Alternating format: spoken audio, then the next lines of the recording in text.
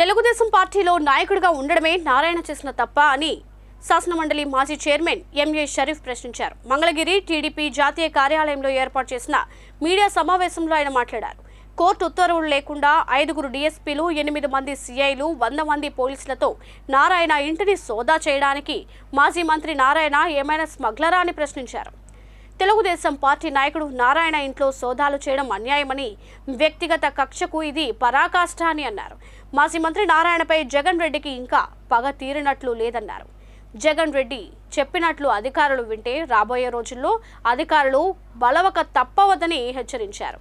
మరి ఆయన గత 2014 నుండి 2019 వరకు నారాయణ గారు మంత్రిగా ఉండి, పురపాలక శాఖ మంత్రిగా ఉండి నెల్లూరు పట్టణాన్ని అభివృద్ధి చేసిన తీరు ఈరోజు ప్రతి వాళ్ళు కూడా గుర్తు చేసుకుంటారు. నారాయణ గారు ఉన్నప్పుడే నెల్లూరు అభివృద్ధి చెందింది. రోడ్లు కానీ, సదుపాయాలు కానీ, మున్సిపాలిటీ పరంగా కానీ అన్ని రకాలుగా అభివృద్ధి చెందింది. వందలాది కోట్ల రూపాయలు తీసుకొచ్చి నెల్లూరు పట్టణం యొక్క స్వరూపాన్ని మార్చేశాడు.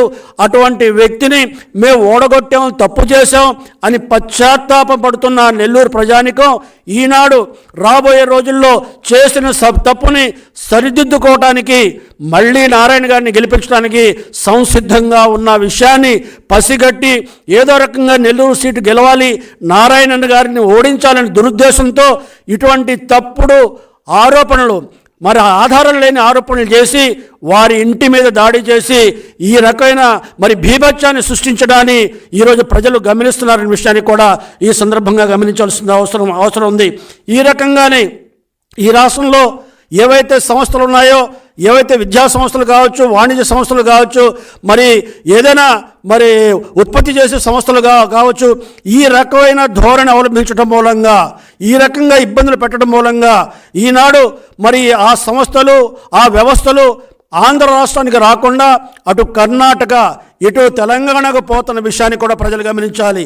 ఉదాహరణకి ఏదైతే మరి అమర